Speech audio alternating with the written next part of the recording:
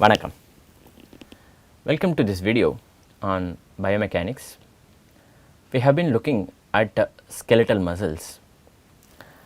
Specifically, in this class, I wanted to discuss and provide some more details on pennation. We introduced this notion of pennation in one of the previous videos. I thought it makes sense to go a little deeper and discuss what pennation means for us, what is its practical consequence, with some examples. Okay. Remember, something to note is that when we say muscle force, what do we mean by that? Is it the sum of all the muscle fiber forces, or is it the force that is felt at the bone? What exactly is meant when you say muscle force? The answer is, in general, when someone says muscle force, that is the force that is exerted by the tendon on the bone. This is what it means for a biomechanist. So, we are looking at the force exerted by the tendon on the muscle, not how the tendon itself is getting the force. That is not what is called as muscle force. Muscle force means force experienced by the bone, force exerted by the tendon on the bone. This is muscle force. If the muscle fibers are all parallel to the tendon, then the sum of all the muscle fiber force will be the muscle force, but this is not a given, this is not a must. So, muscle fibers may or may not be parallel to the tendon. There are many cases in which the muscle fibers are not parallel to the tendon. That is the case that we discussed. Here is a case in which the fibers are parallel to each other, but not to the tendon. They are inclined at an angle to the tendon. Is it not? The case of the unipennate muscle. Note how this internal tendon, what do I mean by this? Internal tendon is that part of the tendon where it is attaching to the muscle fibers. The external tendon is the one that is attaching to the bone. Okay.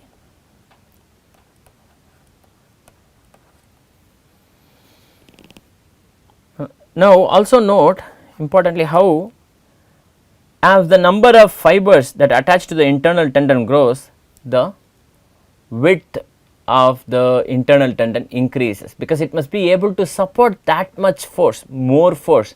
So, as there is a need to support more force, the strength of the internal tendon itself keeps increasing. Of course, your question would be, why not keep a very broad tendon from the beginning? Because it is inefficient.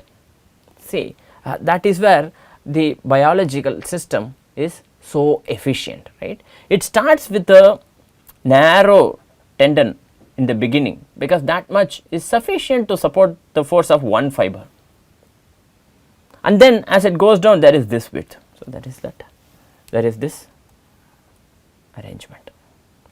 I mean, when I zoom in, this is what I am going to see. At the end of the internal tendon, this part of the tendon that is attaching to the bone is called as the external tendon. This part that is attaching to the muscle fibers is called as internal tendon, or in a previous class I mentioned this as aponeurosis.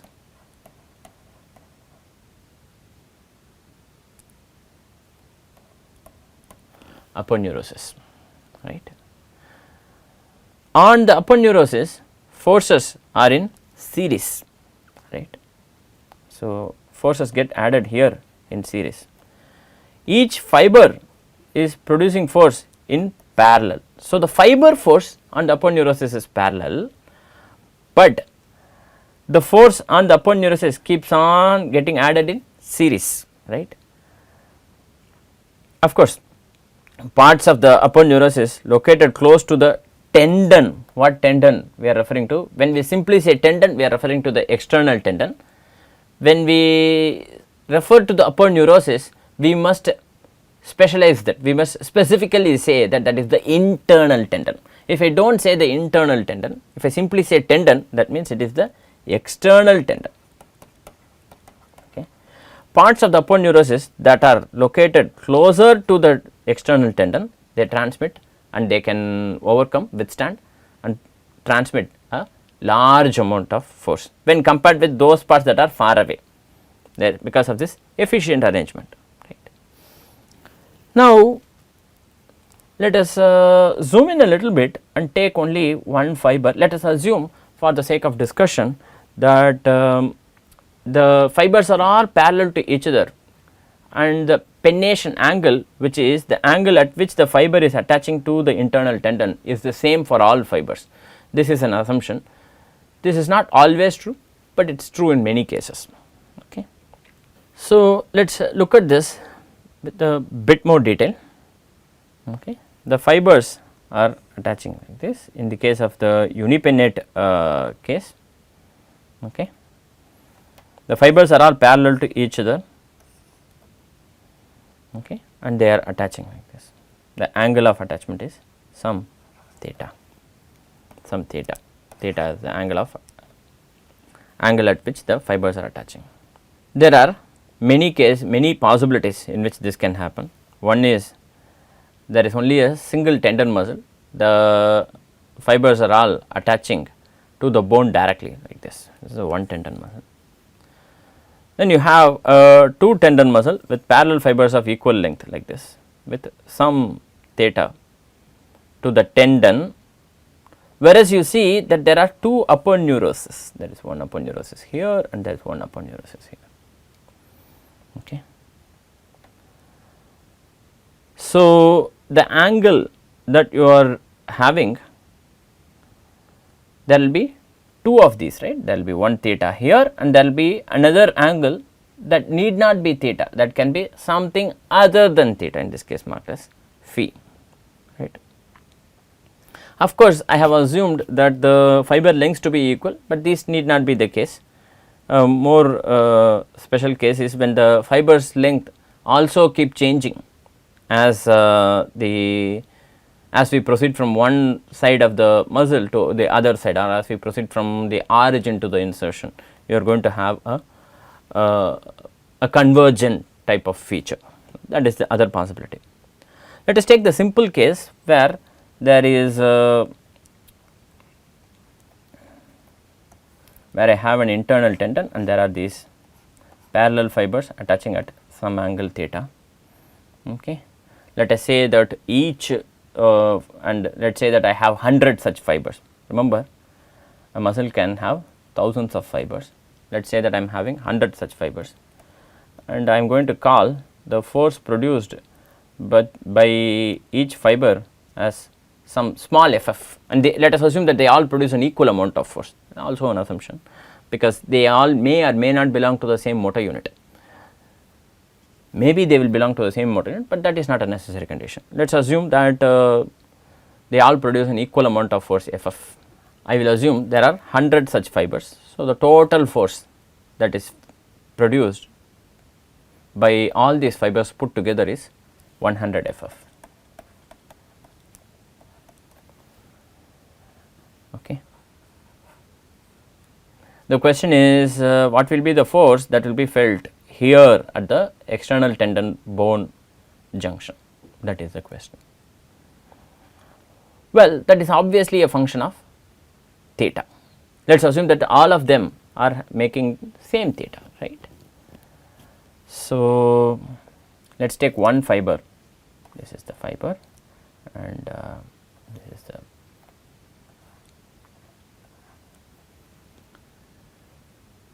I am interested in this component. Let us analyze this using our principle of statics, right. I am interested in the y component of this ff. What would that be? That would be, that would be that distance, right. So, if I know f, so this is ff, right. I am interested in this distance, this. this component. This is what I am interested in. What would that be? That would be ff cos theta, right not, or in this right triangle I am going to call this as O and I am going to call this point as A and I am going to call this point as B. I am interested in finding OA. This is what I am interested in. In this, AB is the hypotenuse. So, cos theta is OA by AB, right not. So, OA would then be AB cos theta. It is an example. Now, if I were to align AB such that it is along OA or theta is very close to 0, that is the parallel fibered muscle for me, right. So, that means it is useful to have minimal pennation angle, so that maximal force transmission happens. I mean, that is a desirable quality, but that is not always the case, because I am interested in packing many fibers in a small volume. There is a third dimension that we have not discussed, right. Here I am doing simply a planar analysis. I am interested in packing a large number of fibers in a relatively small volume. So, I am inclining these these fibers.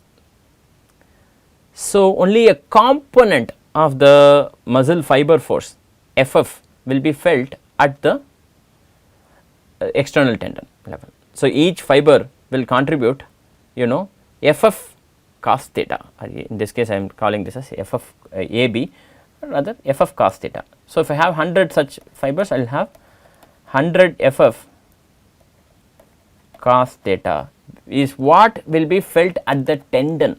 This is the muscle force. When I say muscle force, I am talking about the force that is felt at the tendon.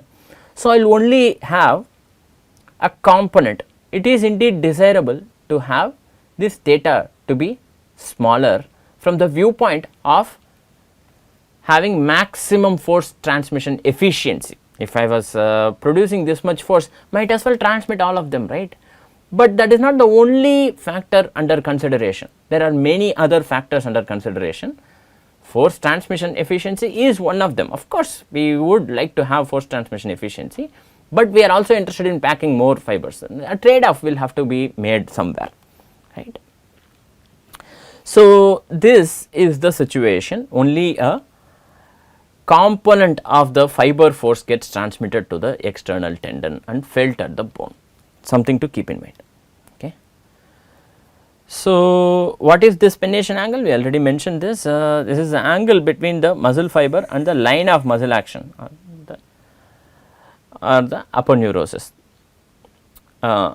It says line of muscle action or aponeurosis, because sometimes there might be no alignment between the line of muscle action and aponeurosis. Sometimes the external tendon and the internal tendon may not be aligned, So, that is the other possibility. Fortunately, it does not go very high, because cos 0 is 1, cos 90 is 0. It goes only between 0 and 30, which itself is relatively large range. Okay. Something to keep in mind, in the previous slide I mentioned that all the fibers are having the same pennation angle. This is not true. This is not uniform throughout the muscle. Okay. It changes with age and it changes with weight training, strength training. When people build muscles, it changes.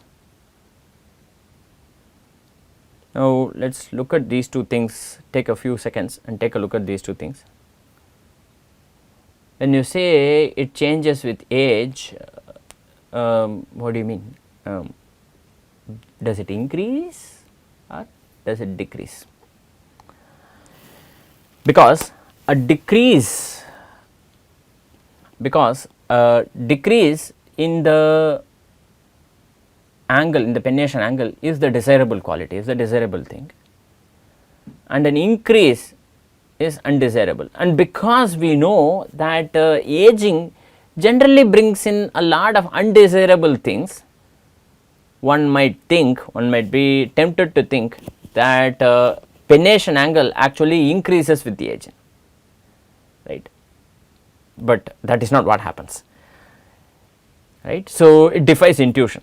You think that an undesirable thing, one of the many undesirable things that happen with old age might be that the pennation angle will increase with age. This is not what happens. Pennation angle actually reduces with age because there is death of muscle fibers and the need to pack, there is general muscle atrophy, right. So, the need to pack more number of fibers in a small volume reduces. Because of this need, more and more fibers start aligning along with the upward neurosis, thus reducing the pennation angle. This itself is not a good thing because I mean this alone, taken alone, might be a good thing, but the reason why it happens is not necessarily a good thing. So, although the force transmission efficiency increases, the force itself reduces because of the death of muscle fibers, okay, something to keep in mind.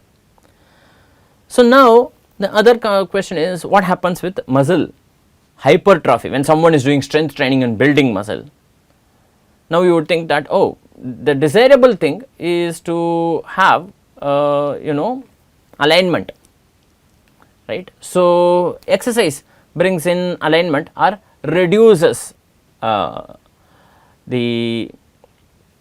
so you would expect that exercise brings in more alignment or reduce the pennation angle. No, actually what happens is muscle hypertrophy will have a need to pack in more and more fibers in a small volume, thus gradually increasing the pennation angle and reducing the force transmission efficiency. The transmission efficiency of force will reduce, but the force produced will increase. How is this possible? Because more and more fibers are getting added. As people do strength training, more and more fibers will get added and the transmission efficiency will reduce because you will have to pack that in a given volume, right. So, muscle hypertrophy due to strength and weight training actually leads to an increase in pennation angle, okay. So, let me write out for clarification: pennation angle reduces with age, pennation angle increases with strength training, something to keep in mind. Also, something to keep in mind is when the joint angle changes, muscle length changes, in that case what happens with pennation angle? It turns out that pennation angle is not a constant, pennation angle is defined for a configuration. So, in many cases, as the configuration changes, the pennation angle itself changes, or in other words, the muscle rotates. So, it not only changes the angle, it also. So, in this video we saw some more details on pennation angle, and how pennation angle changes as a function of age and as a function of strength training and exercise. Thank you very much for your attention.